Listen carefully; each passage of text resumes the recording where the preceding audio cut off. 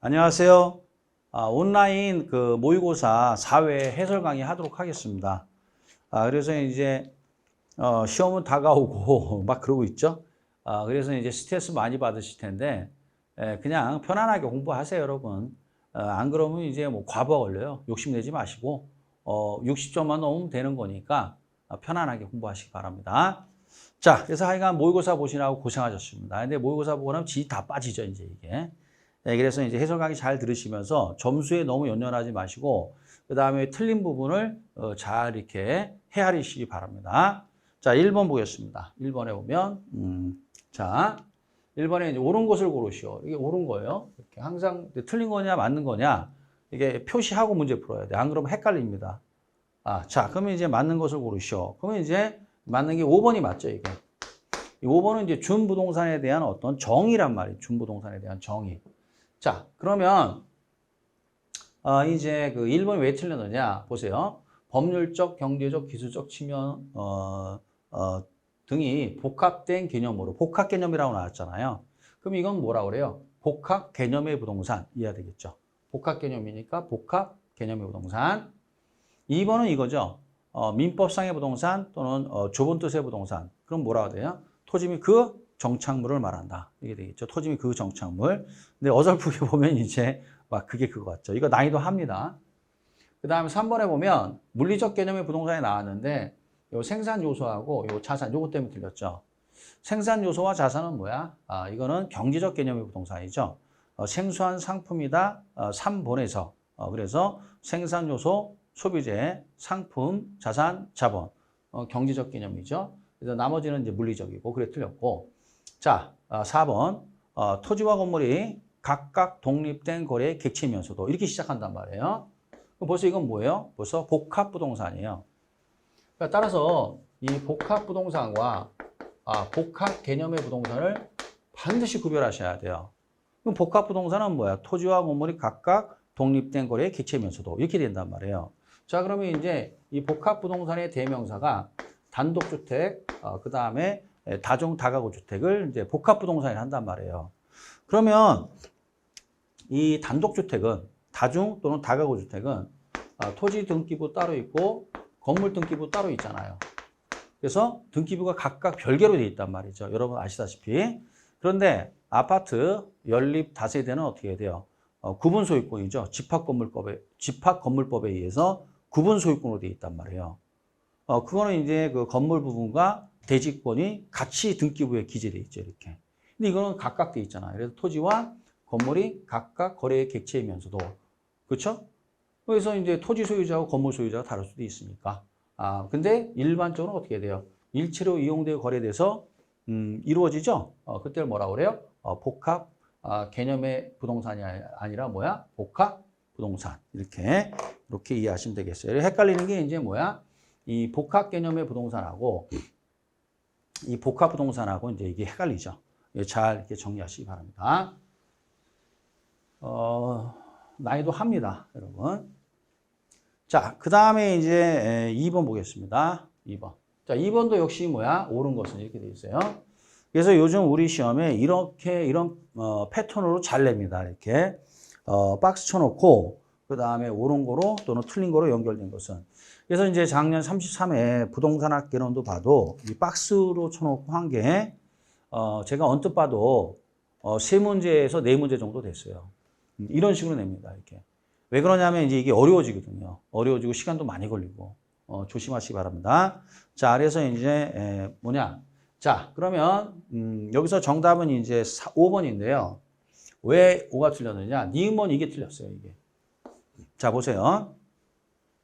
부증성으로 토지는 용도적 관점에서 이것 때문에 틀렸어요. 용도적 관점 이것 때문에 틀렸단 말이에요. 가격 탄력성이 0이 된다. 그러면 공급의 가격 탄력성이 0이라는 건 가격에 대해서 완전 비탄력적이라는 얘기인데 완전 비탄력적이 되기 위해서는 어떻게 해야 돼? 부증성이죠. 부증성. 그래서 이제 그래프를 굳이 그리자면 P 그 다음에 Q 여기가 이제 공급량이 되겠죠. 수직으로 이렇게 나오잖아요. 이렇게. 근데 이게 뭡니까? 물리적 공급 곡선이죠. 그래서 가격에 대해서 완전 비탄력적이다.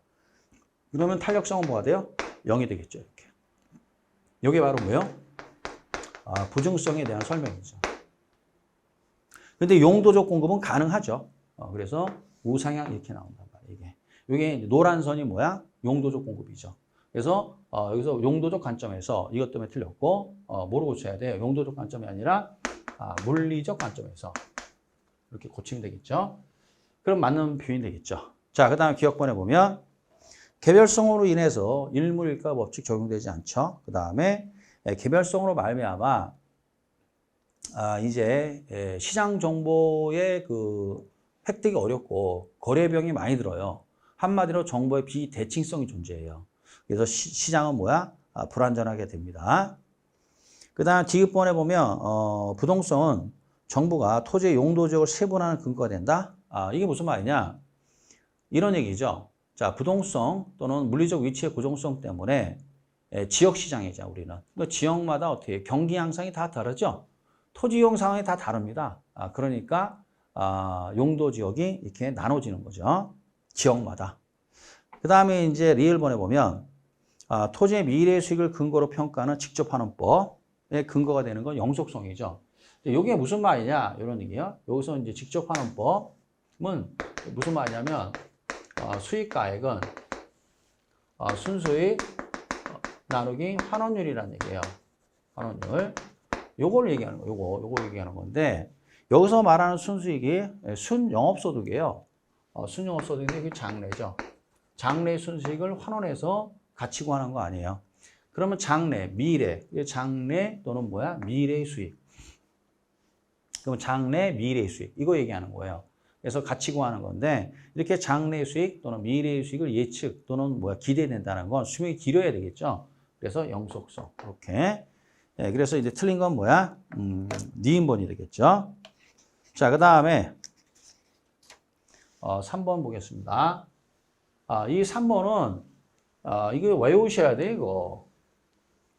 이 3번은 그래서 3번이 뭐야? 한국 표준산업 분류에 따른 분류잖아요. 근데 여기 보면 서비스업에 해당되지 않는 거 이거잖아요. 그럼 관련 서비스업은 뭡니까? 관리업, 중개, 자문, 감정, 평가업이잖아요. 그렇죠? 그러니까 뭐 틀린 건 딱 보이죠. 임대업이죠. 그러니까 임대업은 어떻게 해야 돼요? 이거는 임대 및 공급업이죠. 그래서 임대 및 공급업. 그럼 이제 뭐가 나와요? 임대업과 개발 및 공급업. 이게 나오잖아요. 그러니까 요게 틀렸죠. 이게. 이렇게 이제 이런 식으로 하셔야 됩니다. 이런 거 놓치시면 안 됩니다. 잘 냅니다. 이런 거. 단답형으로. 자, 그 다음에 이제 4번은요. 뭐냐, 옳은 건데, 요거는 이제 난이도 상에 속하죠. 왜 그러냐면, 이제 2개 또는 뭐야, 탄력성 2개, 3개를 가지고 막 계산을 하는 건데, 막 2번, 3번 계산해야 돼요. 그러니까 이건 시간 많이 걸리겠죠? 그러니까 이런 문제 나오면 어떻게 해야 돼요? 스킵하는 거예요, 그냥. 딱 그 갈매기만 표시만 하고 얼른 넘어가야 돼요. 이거 시간 많이 걸리거든요, 이게. 가능한 시간 많이 걸리는 건 뒤에서 푸는 거예요, 뒤에서. 맨 마지막에. 처음부터 이거 붙잡고 있으면 시간 막 갑니다. 자, 내용을 보면 이렇게 되는 거죠. 뭐냐면, 일단, 가격 탄력성이 얼마냐면 0.8이래요. 그러면 0.8이 아파트 수익 가격 탄력성이에요. 그러면 분모 분자 아파트 공식대로 해야죠. 수 이렇게 하고 이거 하나 있고 그 다음에 이제 빌라에 대한 수요의 교차 탄력성이 0.2래요. 그럼 이제 0.2가 나옵니다. 0.2. 자, 무조건 이거 어떻게 교차 탄력성 나오면 가수 써주라고 그랬죠. 가수 써주고 수요에 대응되는 게 뭐죠? 빌라에 대한 아파트 수요잖아요. 그러니까 수요는 뭐야? 아파트, 분모는 뭐야? 빌라. 그렇죠? 빌라에 대한이니까. 그렇죠? 그러면 이제 됐고, 그 다음에 이제 거기 보면 가격이 몇 프로 상승했냐면 5% 상승했대요. 가격이 이제 이거 보면, 자, 가격이 5% 상승하면, 자, 가격이 오르면 수요량은 감소해야죠. 이건 마이너스 4죠. 그렇죠? 4% 감소했단 말이에요. 수요량이 가격이 5% 올라서 4% 감소했는데, 근데 또 불구하고 수요량이 2% 증가했대요. 4% 감소해야 되는데 얼마를 더하면 2가 되느냐 이거죠. 그러면 이게 얼마가 돼요? 여기다가 6을 넣어야 되겠죠. 6을 넣어야 2가 될 거 아니에요. 그러면 이게 플러스 6이 되면 된다는 얘기죠. 6 되고 마이너스 4니까 플러스 2가 되는 거 아니에요. 문제 이렇게 푸는 거예요. 자, 그러면 자, 그러면 이제 여기서 뭐냐면 이 상태에서 이렇게 만들어지기 위해서 빌라의 가격이 얼마나 변해야 되느냐 이런 문제예요. 그럼 6 나누기 0.2 하면 되잖아요. 근데 아파트와 빌라는 대체제라고 그랬죠. 거기 대체제라고 주어졌죠. 그래서 부호 같아요. 그래서 어떻게 해야 돼요? 30이 되겠죠. 30% 뭐야? 상승. 정답은 뭐야? 4번이 되겠죠. 이런 식으로 문제 푸는 겁니다. 자, 그 다음에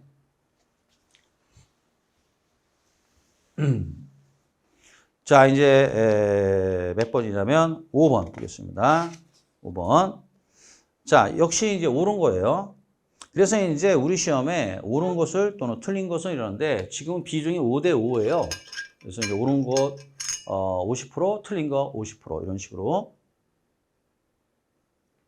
그래서 이제 그 잘 옳은 거냐 틀린 거냐 잘 보고 문제 풀어야 돼요. 그러니까 따라서 5번은 뭐야? 죄송합니다. 여기 아니구나. 5번은 뭐야? 옳은 거. 이렇게 동그라미 딱 치고 문제 풀어야 돼요. 자, 옳은 건 3번이란 말이에요. 자, 보세요. 대체제인 연립주택 가격이 상승했대요. 대체제 가격 상승했죠. 대체제 가격이 상승하면 대가리 아파니까 대체제 가격 상승, 해당 제한 수요는 증가 이렇게 되겠죠. 아파트 수요는 우상향 이동한다. 그러면 이제 우상향 또는 좌하향 나올 거예요. 이 지우고 그냥 우만 보면 돼요. 우측이니까 뭐예요? 증가한다는 얘기 아니에요. 맞는 말이고. 그러면 이제 1번은 왜 틀렸나 봅시다. 자, 아파트 가격 하락이 예상되면 이렇게 돼 있어요. 그럼 이건 미래 가격이죠. 미래 가격이 나오면 이건 수요입니다. 수요는 어떻게 해야 돼요? 선행 이동이에요. 그런데 보면 동일한 수요선상에서 이렇게 돼 있잖아요. 그럼 동일한 수요선상, 상자가 있잖아요. 이렇게. 상자가 있다는 건 수요량의 변화라는 얘기예요. 따라서 이거는 아파트 가격 하락 예상이니까 수요량의 변화가 아니라 수요의 변화이기 때문에 동일한 수요선상 이것 때문에 틀린 거죠.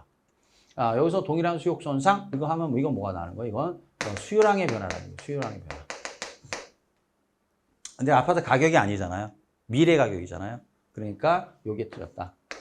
따라서 이건 선행이동으로 고쳐야 되겠죠. 선행이동. 자, 그러면 이제 아파트 가격 하락이 예상되면 어떻게 해야 돼요? 수요량의 변화로 어떻게 수요가 증가할까요? 감소할까요? 수요는 뭐야? 감소하겠죠. 그래서 이제 수요곡선이 자체 이동이다. 또는 수요곡선 좌측 이동이다. 이런 식으로 보셔야 되겠죠. 자, 그 다음 2번에 보면 금리가 하락했대요. 금리가 하락하면 어떻게 해야 돼요, 여러분? 수요는 증가하겠죠. 틀렸죠. 좌가 아니라 뭐야? 우 해야 되겠고. 자, 5번, 4번. 가구당 실질소득이 증가하면 이게 돼 있어요. 그러면 이제 어떻게 해야 돼요? 동일한 또 수요곡선상. 이거 수요량의 변화라는 얘기 아니에요. 틀렸죠. 그래서 가구당 실질소득이 증가하면 어떻게 해야 돼요? 수요가 증가하죠. 그래서 수요곡선 자체가 우측 이동하겠죠. 상자가 들어가면 이거는 이렇게 하라고 그랬잖아요. 우리 많이 했죠. 상자가 들어간다는 건 뭐야? 상자가 들어간다는 건 이건 수요량의 변화라고 그랬잖아요. 상자가 없어야 된다고 그랬잖아요. 자, 그 다음에 5번. 자, 취득세 인상됐죠? 취득세가 인상되면 수요 감소하니까 우예요, 좌예요? 좌. 이런 식으로 문제를 푸시면 되겠습니다. 자, 그 다음에 이제 6번. 이제 6번이 뭐냐면, 이제 6번은 공급 증가 요인이에요. 그래서 이제 공급 증가를 찾으라는 얘기예요, 공급 증가. 그래서 이 6번 같은 거 별 표시하시고요. 이런 문제 아주 잘 냅니다. 수요 증가 감소, 공급 증가 감소 요인으로 이제 옳은 건 몇 개냐, 또는 옳은 거로 연결된 것은 뭐냐, 이걸 잘 묻죠. 그래서 이제 보시면 이 기억권 틀렸잖아요. 아파트 가격 상승했죠. 이거는 공급량이죠. 이건 공급량. 이거는 공급량 증가. 자, 원자재 가격 하락. 요소 가격 하락했죠? 맞네요. 공급 감소. 아파트 건설업체 수 증가. 이거는 어떻게 해야 돼요? 공급이 뭐야? 이거 죄송합니다. 자, 아파트 가격 아파트 건설업체 수 증가하죠? 그럼 공급 증가하잖아요, 이거. 그죠? 그 다음에 PF 대출금리 하락. 이자가 이자율이 하락했으니까 공급 증가. 근데 미인번에 보면 아파트 사업부지 가격 상승했잖아요. 그럼 생산요소 가격 상승했죠? 그럼 이 공급 감소예요. 공급 감소. 이거는 공급 증가가 아니라 공급 감소. 양도세 증가하면 어떻게 해야 돼요? 이것도 역시 공급 감소. 그렇죠? 그러니까 니은, 니귿, 리을이겠네요. 그래서 맞는 건 몇 개야? 3개. 이렇게 되죠. 이런 문제 잘 내니까 잘 관심 있게 보시기 바랍니다. 자, 그 다음에 그다음 7번 같은 문제도 요즘 최근 3년 동안 계속 냈어요. 이거 잘 냅니다, 이거. 그래서 6번, 7번 이런 문제 잘 내니까 잘 보시기 바랍니다. 이건 이제 틀린 거예요, 틀린 거. 틀린 거. 그러면 이제 틀린 게 몇 번이냐? 자, 이제 5번이 이제 틀렸는데, 자, 보세요. 수요가 증가, 자, 보세요. 수요가 증가하면 당연히 뭐야? 가격은 상승합니다. 상승하는데, 이 상승폭이 커지느냐, 작아지느냐인데, 그거는 이제 무엇에 결정되냐면, 공급의 여기 가격 탄력성, 요거에 결정된단 말이에요. 그래서 뭐라 그랬어요? 비, 더, 탄, 덜. 이렇게 하라고 그랬죠? 그래서 이제 비탄력적일수록 더 커진다. 폭은 커진다. 탄력적일수록 덜. 폭은 작아진다. 이래야 되잖아요. 근데 탄력적이잖아요. 탄력적이니까 폭은 더가 이제 폭이 커진다는 얘기고 그다음에 이 폭은 작아진다는 거니까 그렇죠? 근데 커진다 이렇게 돼 있잖아요. 커진다. 요거 때문에 틀렸죠. 그래서 커진다가 아니라 뭐야? 그 상승폭은 상대적으로 작아지죠. 그래서 같은 말이에요. 그래서 비탄력 비 더 탄 덜 더 폭은 커진다. 덜 폭은 뭐야? 작아진다. 이렇게 하시면 되겠어요. 이게 5번이 틀렸죠. 자, 그 다음에 이제 1번을 보면 자, 수요가 증가하고 공급이 감소하면 이렇게 되어 있죠. 그러니까 따라서 이제 크기를 알 수 없는 경우예요. 크기를 알 수 없으면 알 수 없다가 하나 나와요. 근데 하나는 증가, 하나는 감소니까 방향이 반대 방향이잖아요. 그럼 거래량을 알 수 없는 거죠. 반대 방향이면. 그렇지만 이제 가격을 알 수 있죠. 앞에 것만 보면 되잖아요. 수요가 증가하니까 가격 상승. 자, 2번 수요도 증가, 공급도 증가인데 크기를 알 수 없대요. 그러면 같은 방향이죠. 같은 방향이면 가격을 알 수 없잖아요. 그래서 균형 가격의 변화는 수요와 공급의 변화폭에 의해 결정된다라는 것은 가격을 알 수 없다는 얘기죠. 3번에 보면 공급이 완전 탄력적이래요. 자, 완전 탄력. 완전 탄력적이면 수평이죠. 수평이면 가격은 변하지 않잖아요. 그렇죠? 그러나 이제 거래량은 변해요. 근데 수요가 증가했으니까 거래량은 증가하겠네요. 따라서 가격은 변하지 않지만 거래량은 균형 거래량은 증가한다. 이렇게 해야 되겠어요. 그 다음에 이제 4번 수요 감소가 공급 증가보다 크다며. 그러면 이제 이게 더 크잖아요. 그럼 크다 작다 나오면 큰 것만 보면 된다고 그랬잖아요. 큰 게 수요 감소니까 어떻게 가격 하락, 거래량 감소. 이렇게. 그래서 이제 6번과 7번 같은 문제가 아주 잘 나오니까 그렇습니다. 잘 이렇게 공부하시기 바랍니다. 자, 그 다음에 자, 8번입니다. 이 8번은 이제 경기 변동인데요. 틀린 걸 고르시오. 틀린 거. 이런 건 이제 나오면 무조건 맞추셔야 되겠죠. 그래서 경기 변동에서 매년 한 문제를 냅니다. 그 다음에 이제 수요 공급, 탄력성 여기선 이제 4문제, 5문제 꼭 냅니다. 이렇게. 그 틀린 건 뭐야? 2번이죠. 이거 너무 썰렁하죠? 그래서 이제 부동산 경기는 일반 경기와 같이 일정한 주기와 동일한 진폭으로 규칙적으로 안 되죠. 그래서 일반 경기가 됐든 부동산 경기가 됐든 굉장히 불규칙적이죠. 그래서 이제 2번이 틀렸고, 그 다음에 이제 1번은 이거죠. 부동산 경기 변동이라는 건 일반 경기 변동과 마찬가지로 상승, 확장, 하강, 수축을 반복하는 거죠. 그 다음에 이제 3번은 이거죠. 부동산 경기 변동은 경기 순환은 일반 경기에 비해서 주기도 길고 폭이 크죠. 진폭이 크다.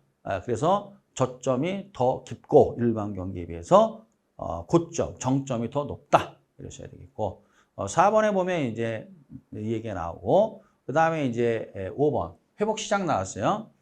회복시장이면 수축이냐 확장이냐만 딱 보면 돼요. 자, 회복시장이에요, 여러분.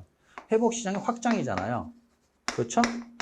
확장이면 자 수축이면 매수인 상한선, 확장이면 매도인 하한선이잖아요. 그래서 현재 시점에서 거래 가격에 하한선이 되는 경향이 있다. 맞죠? 그래서 하한선. 그래서 다시 수축이면 후퇴 하향 수축이죠? 매수인 상한선. 그 다음에 회복 상향은 확장이잖아요. 확장은 매도인 하한선. 그래서 이거 꼭 시험을 잘 내니까 외워버리라고 그랬죠, 제가. 자, 그 다음에 이제 9번. 옳은 거예요. 자, 옳은 거는 이제 뭐냐면, 요거 하나 맞았단 말이에요. 이게 리얼. 그러면 이제 기억법 왜 틀렸나 봅시다. 이제, 희소성, 수학 체각, 비옥한 토지 희소성. 이거 나오면 누굽니까, 벌써? 이거, 리카도의 차액지대죠. 그 다음에 거기 보면 쭉 가면 준지대라고 나오죠, 준지대. 여기 보세요. 준지대. 준지대 나오죠? 이런 준지대가 나오면 누구예요? 마샬의 준지대잖아요. 파레토는 뭐죠? 경제지대. 이런 거죠. 그 다음에 이제 디귿번. 이거 완전 말이 안 되죠. 마르크스와 리카도의 지대 이론의 공통점은 한계지에서는 지대가 발생하지 않는다는 것이다. 틀렸죠? 그래서 이제 리카도 차액지대에 의하면은 한계지에선 지대가 0이고 그 다음에 최열등지에선 어떻게 지대가 마이너스란 말이에요. 그렇지만 막스는 이게 아니죠. 그래서 토지 소유자가 열등자가 됐든 한계지가 됐든 지대를 요구하면 지대는 발생한다. 이렇게 해야 되겠죠. 자, 그래서 이제 요 리을먼먼 맞죠? 나머지 다 틀리고 정답은 1번이죠. 자, 그 다음에 이제 10번 보겠습니다. 이제 10번은 뭐냐면요. 10번은 이제 부동산 시장에 대한 설명인데 틀린 거예요. 틀린 거. 그래서 이제 자, 거기 보세요.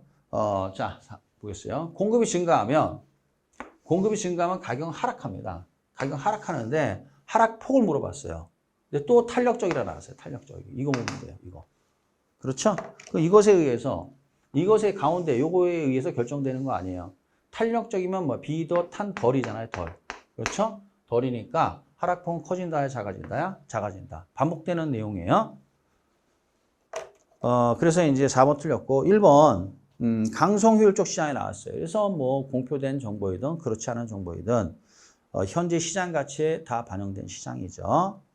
그다음 2번에 정보의 비대칭성은 어떻게 시장을 불안정하게 만들죠. 그 다음에 가격 왜곡을 초래할 수 있죠. 따라서 지금 같은 전세 사기 사건은 전부 다 이 정보의 비대칭성 때문에 발생한 겁니다. 그 다음에 3번 이용의 비가역성이 있고 그렇죠? 한번 결정하면 어떻게 돼요? 번복하기가 어렵고 그 다음에 이제 개별성 때문에 물건마다 거래가 일어나죠. 그래서 굉장히 그 의사결정 과정이 복잡해요. 다른 재화에 비해서. 그래서 부동산 전문가가 필요한 거죠. 그래서 부동산 관리업자, 중개업자, 감정평가업자 또는 부동산 컨설턴트라는 전문 직업인들이 존재하는 겁니다. 자, 그 다음에 5번에 보면 이거죠. 공사법상의 제한이 시장을 불안정하게 만든다. 이런 내용이에요. 자, 그 다음에 이제 11번 보겠습니다. 11번도 여기서 빡세죠, 이게. 자, 그래서 이제 옳은 것을 고르시오. 옳은 거. 자, 옳은 거는 이제 뭐만 옳으냐면 니은번 하나 맞고 나머지 다 틀렸어요. 자, 그럼 기억법 왜 틀렸느냐? 레일리는 컨버스의 법칙을 응용하여. 여기서부터 틀렸단 말이에요, 이게. 그러니까 따라서 레일리가 먼저고 컨버스가 나중이에요. 그래서 이 순서 내가 수업할 때 순서가 헷갈리면 안 된다고 그랬잖아요. 그러니까 따라서 이거 어떻게 고쳐야 돼요? 컨버스는 레일리의 법칙을 응용하여 소매 인력 법칙을 응용하여 두 도시 간 구매 영향력이 같은 분기점, 상권 분기점을 제시하였다. 이렇게 해야 되겠죠. 그래서 기억번은 컨버스와 레일리가 자리를 바꿔야 돼요. 그럼 맞는 거예요. 자, 그 다음에 이제 니은번 맞고요. 디귿번 왜 틀렸느냐? 최적의 공장 부지는 어떻게 해야 돼요? 보면 계속 운송비, 그 다음에 노무비, 그 다음에 집적이익이 최대되는, 그러니까 한마디로 뭐 얘기하는 거예요, 이거? 비용 극소점을 찾아야 된다는 얘기 아니에요. 그러면 배보의 넬슨이 아니죠. 넬슨이 아니라 이건 배보의 최소 비용 이론이죠. 배보. 그 다음에 이제 두 번째 리을번 수요 측면의 입장에서 기업은 시장 확대 가능성이 가장 높은 지점에 위치해야 최적의 공장 부지다 라고 주장한 거 알론소가 아니라 레시죠. 레시의 최대 수요 이론. 알론소가 나오면 뭐가 나와야 돼요? 입찰지대가 나와야 돼요. 입찰지대. 그래서 이렇게 하면 되겠어요. 그러니까 정답은 1번이죠. 자, 그 다음에 이제 12번인데요. 12번은 이제 뭐냐면 크리스탈러의 중심지 이론이에요. 틀린 건데 항상 크리스탈러의 중심지 이론에 대한 머릿속에 딱 뭐가 나야 되느냐. 중심지가 이제 점포나 도시니까요. 점포나 도시의 공간적 배열 상태. 이게 머릿속에 딱 나와줘야 돼요. 그래서 저차와 저차끼리는 뭐야? 가깝게 있고 고차와 고차끼리는 뭐야? 멀리 있죠. 이게 그래서 공간적 배열 상태를 설명하는 거다. 이게 머릿속에 있어야 돼요. 자, 그래서 이제 12번에 1번에 보면 거기 중심지 형성 과정이라고 나오잖아요. 이 중심지 형성 과정이라는 게 한마디로 중심지의 뭐야? 공간적 배열 상태를 얘기하는 거예요. 고차끼리는 뚝 떨어져 있고 저차는 붙어 있고. 그래서 이제 일정한 지역에 이렇게 나오잖아요. 이렇게 가장 숫자가 많은 게 뭐야? 저차, 중차, 고차. 숫자가 제일 적죠. 그래서 이렇게 된다. 피라미드형을 이룬다. 이걸 계층성이라고 그래요. 계층성. 자, 그 다음에 이제 2번은 이제 여기 보면 고차, 저차가 나오죠. 고차일수록 중심지 간의 거리가 멀고 뚝 떨어져 있죠. 그 다음에 규모가 크고 다양한 중심 기능을 갖는다. 그 다음에 이제 4번 참고적으로 알고 계시고요. 5번 중차 중심지가 포섭하는 저차 중심지 수는 고차로 갈수록 분포도는 줄어든다. 라는 게 이게 무슨 말이냐면 이게 옛날에 이게 이 표현이 예전에 번역하면서 잘못 번역한 것 같아요. 이게 근데 이 지문이 그대로 아직도 남아 있는데 이게 무슨 말이냐면 이런 얘기예요. 저차에서 고차로 갈수록 만약에 이제 여기 만약에 여기가 서초구니까 서초구에 만약에 편의점이 만약 만 개 너무 많은가? 서초구에 만약에 편의점이 5,000개가 있다고 한다면 고차 중심지가 이제 대형 할인 매장이니까 2개가 있다. 이렇게 될 수 있잖아요. 그렇죠? 그런데 이게 무슨 말이냐? 저차에서 고차로 갈수록 숫자가 줄어들죠. 올라갈수록 피라미드 구조가 나오니까 이거를 이제 이렇게 표현한 겁니다. 옛날에 이제 아무래도 번역을 잘못해서 그런 것 같아요. 그러나 더 이제 매끄러운 지문은 뭐냐면 저차에서 고차로 갈수록 중심지의 수는 늘어난다, 줄어든다. 라는 걸 이제 이렇게 표현한 겁니다. 그래서 갈수록 보세요. 저차수는 고차로 갈수록 그 분포도는 뭐야? 줄어든다라는 거 요거 얘기하는 거예요. 이렇게 하면 이제 이해가 되실 거예요.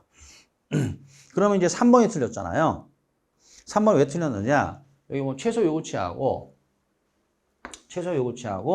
그 다음에 여기 도달거리 요게 바뀌었죠. 그렇죠? 요게 최소 요구치와 재와의 도달거리가 자리를 바꿔야 되겠죠. 그래서 3번이 틀렸죠.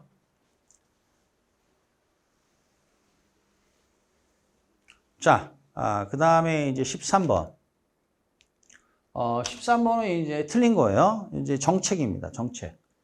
정책인데, 틀린 거는 이제 3번이 틀렸죠. 말이 안 되죠. 3번 보세요. 자, 3번. 어떤 원인으로 인해 시장기구가 자원의 최적 배분에 실패하는 것을 정부의 실패가 아니라 시장의 실패라 하죠. 그럼 정부의 실패라는 건 뭐예요, 여러분? 시장의 실패를 수정하기 위해서 또는 형평성을 달성하기 위해서 정부와 시장이 개입을 했는데 시장을 더욱더 왜곡시키는 거죠. 시장을 더욱더 왜곡시키는 걸 우리가 뭐라 그래요? 정부의 실패라 하죠. 그래서 이제 우리가 그 코로나 때 그 부동산 정책에 좀 실패가 있었죠. 그러니까 그냥 놔둬도 되는데 괜히 정부가 개입을 해가지고 시장을 더 왜곡시킨 경우가 있었죠. 그걸 우리가 뭐라 그래요? 정부의 실패다 이렇게 표현하는 거죠. 그 다음에 따라서 13번에 이제 3번은 이거는 정부의 실패가 아니라 시장의 실패. 13번 1번은 재건축 부담금, 개발 부담금 제도, 그 다음에 보조금, 금융, 조세 이런 것들은 다 간접 개입이고요. 2번에 공공임대주택의 공급은 소득 재분배 효과가 있다. 이게 무슨 말이냐면 재분배가 무슨 말이냐면은 맞다 하셔야 돼요. 우리 시험에 10년 동안 2번 나왔어요. 저게. 이게 무슨 말이냐? 공공임대는 아무래도 민간 임대에 비해서 임대료가 저렴하잖아요. 그러니까 공공임대에 거주하는 사람들은 그만큼 혜택을 받아요. 혜택을 받기 때문에 그 공공임대에 거주하는 사람들은 저렴하게, 민간임대보다 저렴하게 주택을 소비하고 있기 때문에 그만큼 혜택을 입었죠. 그래서 정부가 공공임대를 통해서 소득을 다시 분배시켜줬죠. 그게 무슨 말이냐? 소득 재분배 효과가 나타난다는 건 공공임대에 거주하는 사람들이 저렴한 비용으로 주거를 문제를 해결한다. 이거를 좀 완곡하게 뭐라고 그래요? 소득 재분배라고 그래요. 자, 그 다음에 이제 4번. 정부가 아파트 가격 안정을 목적으로 공동주택의 분상제를 실시할 경우 신규 공동주택 공급이 위축되어 자, 경제적 순손실이 발생할 수 있다. 이게 무슨 말이냐 이런 얘기예요. 분상제나 임대료 상한제를 실시하게 되면 장기적 공급이 감소해요. 그럼 공급이 감소한다라는 건 한마디로 뭐야? 자원 배분의 왜곡이 발생한다. 우리 그 조세에서도 그렇잖아요. 조세에서도 자, 공급자에게 재산세, 종부세 부과하잖아요. 그러면 공급 감소, 가격 상승, 거래량 감소. 거래량이 감소된단 말이에요. 그럼 분상제를 실시하게 되면 공급이 줄어들어요. 그러면서 가격이 오르면서 장기적으로 거래량이 줄어요. 이 거래량 주는 걸 우리가 뭐라고 그래요? 이게 경제적 순손실이라고 얘기한단 말이에요. 아까 이제 우리가 수업 시간에 뭡니까? 제가 조세에서 설명을 한 것 같은데요. 그러므로 이제 어떻게 해야 돼요? 얼마든지 이게 발생할 수 있어요, 이게. 그래서 굉장히 신중하게 써야 되는 거죠. 그 다음에 5번 공공토지 비축제도 나왔죠? 이거는 이제 누가 실시하느냐? 공공토지 비축에는 법률에 의거하여 한국토지주택공사 LH공사가 하고 있죠. 이렇게 됐습니다. 정답은 그래서 몇 번이에요? 3번. 이렇게 되죠.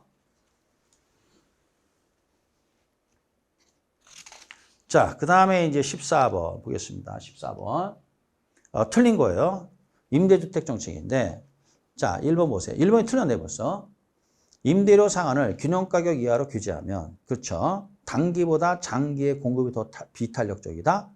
아니죠. 단기가 비탄력이고 장기가 탄력이에요. 그래서 그래프로 그리게 되면, 단기는 공급성이 이렇게 나온단 말이에요, 이렇게. 왜 그러느냐? 단기적인 상황에서는 공급이 증가할 수도 없고 감소할 수도 없어요. 그래서 완전 비탄력이 이렇게 나와요. 완전 비탄력에 가깝습니다. 주택시장은. 임대주택이 됐던 주택시장이 됐던. 그런데 이제 장기적으로 가면 어떻게 해야 돼요? 장기적으로 가면 신규 공급이 가능하거나 아니면 공급이 감소한단 말이에요. 신규 공급이 가능하거나 공급이 감소해요. 그러니까 어떻게 해야 돼요? 수요 곡선이 이렇게 있으면 이렇게 나온단 말이죠. 그러면 좀 크게 그릴 거랬나? 그러면 이제 낮게 규제했다. 그럼 요만큼이 이거는 뭐야? 초과수요인데 이건 이만큼이 초과수요잖아요. 더 크죠? 장기가. 훨씬 커요, 장기가. 그래서 이거는 뭐야? 장기는 뭐야? 상대적으로 뭐야? 탄력, 단기는 뭐야? 비탄력. 비탄력적일수록 초과수요가 작아요. 오므리고 있으니까. 탄력적일수록 뭐야? 초과수요가 많습니다. 그래서 이제 어떻게 고쳐야 돼요? 장기보다 단기가 더 비탄력적이죠. 그래서 1번 1이 틀렸고 2번 보면 당연히 균형가격 이하로 규제하게 되면 초과수요가 나오는 거예요. 근데 높게 규제하면 가격 시장가격보다 균형가격보다 높게 규제하면 아무 일 없다 해야 돼요. 자, 3번 임대료 보조 정책은 장기적으로 임대주택 공급을 증가시킬 수 있다. 임대료를 보조해주면 어떻게 해야 돼요? 수요자 보조가 됐든 공급자 보조가 됐든 공급은 증가합니다. 보조금을 줬으니까. 그 다음에 4번 정부의 규제 임대료가 균형 임대료가 낮아야 주거비 부담 완화 효과를 기대할 수 있다. 소득 재분배 효과를 기대할 수 있다. 그러므로 임대료 상한제나 분양가 상한제는 전부 다 시장 가격 또는 균형 가격보다 낮게 규제한다. 그래야 되겠죠. 근데 5번 임대료 상한을 균형 가격 이하로 규제하면 기존 세입자의 주거 이동을 제약한다. 이게 무슨 말이냐? 자, 이렇게 장기적으로 하게 되면 장기적으로 하면 뭐야? 공급이 굉장히 많이 감소해요. 장기적으로는 어떻게 돼요? 공급이 감소한다고 그랬잖아요. 주택 부족 문제가 심각하다고 그랬죠? 그러니까 집을 구하기 쉽다, 어렵다? 어렵다. 그래서 주거 이동을 저하시킨다. 이렇게 하시면 되겠어요. 자, 그 다음에 이제 어디 오냐면 15번. 15번은 뭐냐면 이게 해설도 내가 해놨습니다. 해설 보시면 되는데 공공주택 특별법이라고 있어요. 여기 이제 뭐 공공임대 유형도 쭉 나오는데 우리가 뭐 영구임대, 국민임대, 행복주택, 장기전세주택 이건 꼭 알고 계셔야 된다 그랬잖아요. 네 개는. 근데 이제 거기 보면 틀린 게 이제 왜 4번 틀렸냐? 여기 보세요. 민간임대라고 돼 있잖아요. 뭐라고요? 민간임대. 공공지원 민간임대주택은 이건 민간임대예요, 여러분. 여기 민간임대라고 알려줬잖아요. 민간임대 이렇게. 네, 그래서 이제 몇 번이 틀렸어요? 4번이 틀렸어요. 그래서 이제 이렇게 하시면 되겠고, 그 다음에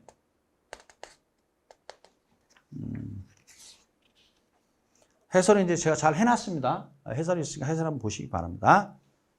그 다음에 이제 보면 16번인데, 요게 이제 이 문제를 풀 땐 조심하셔야 되는 게 공간 마찰 기술 잘 봐야 돼요. 그래서 이제 매출액 구하는 건데, 여기 1이고 이게 2예요. 그러면 어떻게 해야 돼? 항상 구할 때 면적 나누기 뭐야? 거리잖아요. 이렇게 면적 나누기 거리인데 얘는 1승이고 얘는 2승이에요. 이렇게. 이게 공간 마찰 기수죠. 이렇게 계산해야 돼요. 그럼 어떻게 나와요? 이게 여기가 A가 200이 나오죠. B는 얼마야? 이거 4니까 4, 3, 10이니까 300이 나오죠. 그렇죠? 이렇게. 근데 여기서 중요한 건 A 구하는 거 아니에요. 그러므로 A는 어떻게 해야 돼요? 두 개 더하면 얼마죠? 500. 500분의 200이잖아요. 이거 5분의 2잖아요.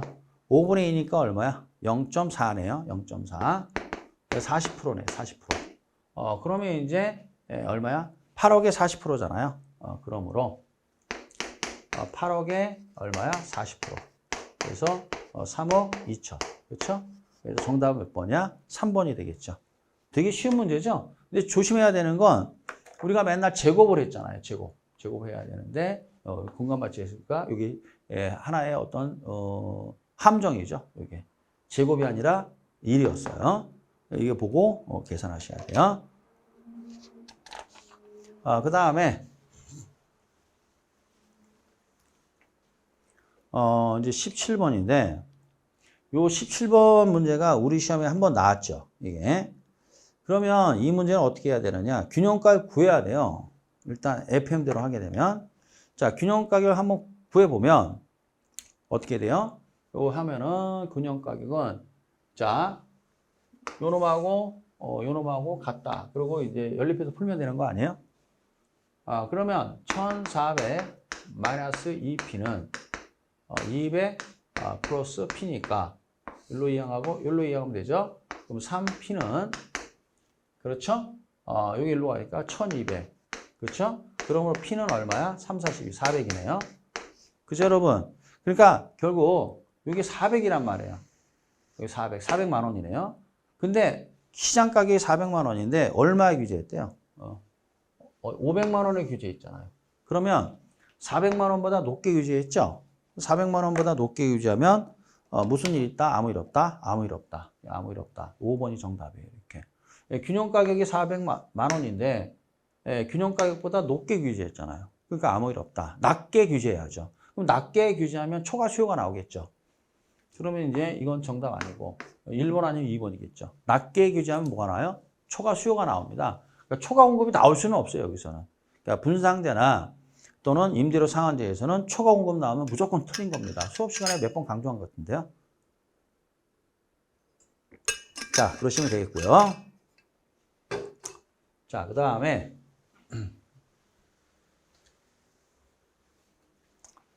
이제 18번 보겠습니다. 18번. 18번은 이제 뭐냐? 이제 비율 분석법 투자론에서 옳은 것을 고르시오. 그러니까 옳은 거는 이제 2번이 맞단 말이죠. 그러니까 영업 경비 비율은 총 소득에 대한 영업 경비 비율로 맞습니다. 그래서 이제 영업 경비 비율이 뭐냐면 총 소득은 분모, 그 다음에 영업 경비는 뭐야? 분자. 그런데 총소득은 이제 가능 총소득이나 유효 총소득을 쓸 수 있어요. 그래서 여러분 아시다시피 총소득 하면은 가능 총소득, 유효 총소득을 통칭해서 총소득이라고 그래요. 그 얘기고, 그러면 영업경비 비율은 분자는 뭐예요? 영업경비. 분모는 뭐야? 총소득이 되는 겁니다. 그 다음에 이제 18번에 1번은 왜 틀렸느냐? 여기 이제 맞으니까요.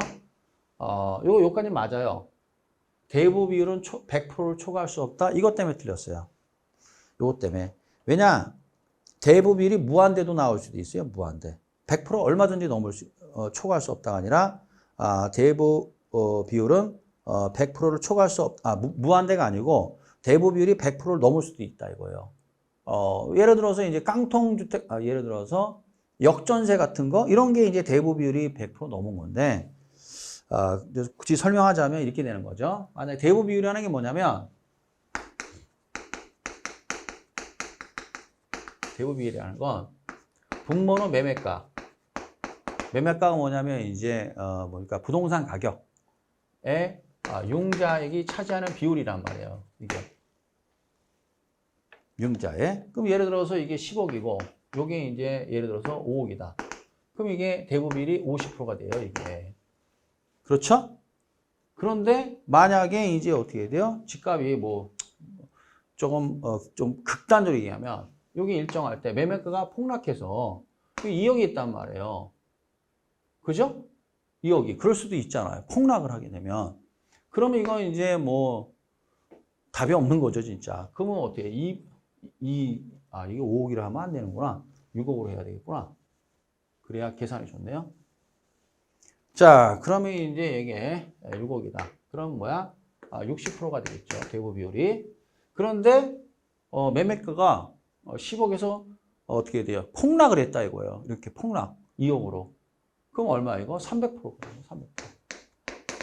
2분의 6이니까. 그렇죠? 그래서 대부 비율이 100% 초과할 수 있다는 얘기예요. 그럼 대부 비율이 100% 초과했다는 얘기는 부동산 가격이 폭락했다는 얘기예요. 이 얘기입니다. 이렇게 폭락. 하면 이제 이렇게 넣을 수도 있어요. 그래서 이제 1번이 이제 틀렸고 3번 금융기관은 채무 불이익 위험을 방어하기 위해 부채 감당률 1 이상일 것을 요구하죠. 1 이상. 아까 설명했고요. 그 다음에 4번 채무 불이익률이란 유영부 이렇게 외우라 했잖아요. 뭐라고요? 유영부. 순영업소득이 아니라 유효총소득. 그 다음에 영업경비 플러스 부채 서비스. 그죠? 요것 때문에 틀렸네요. 순영업소득이 아니라 부채 서비스액이죠. 그 다음에 이제 여기 담보부동산 가치 이거 가지고 대출액을 구한다. 그쵸? 이거는 DTI가 아니라 LTV에 대한 설명이죠. LTV. DTI는 뭡니까? 차입자의 소득을 기준으로 해서 융자액 구하는 거죠. 그래서 이렇게 되겠고. 그 다음에 19번.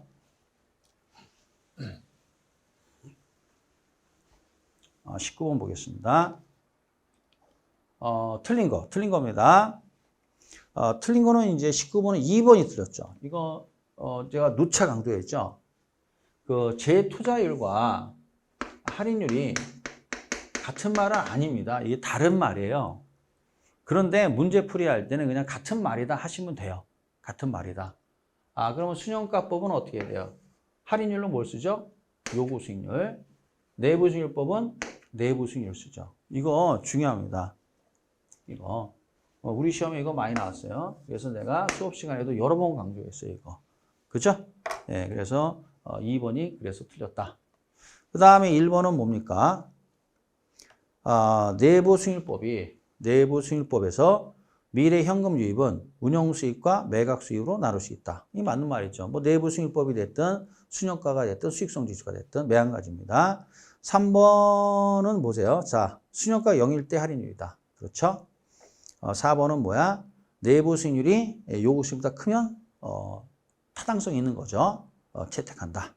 그 다음에 5번은 당연히 내부 수익률은 할인하는 거죠. 그래서 화폐 신가치를 고려한다. 이 얘기고요.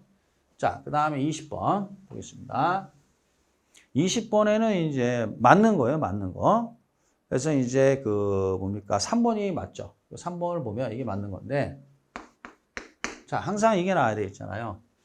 이 평가가 뭐죠? 현금 유입의 평가 마이너스 출평가. 현금 유출 평가는 뭐야? 순평가. 이렇게. 그렇죠? 이게 딱 공식이 있어야죠. 그래서 장래에 유입되는 현금 흐름 합계의 현재 가치에서 자, 장래 유입되는 이렇게 나왔잖아요. 말을 좀 이렇게 바꿨죠. 이렇게 장래에 유입되는 현금 흐름의 현가. 그래서 입 현가에서 현금 유출, 출 현가를 뺀 값이다. 공제한 값이다. 이렇게 보시면 되겠어요. 그래서 3번이 맞고 1번 왜 틀렸느냐?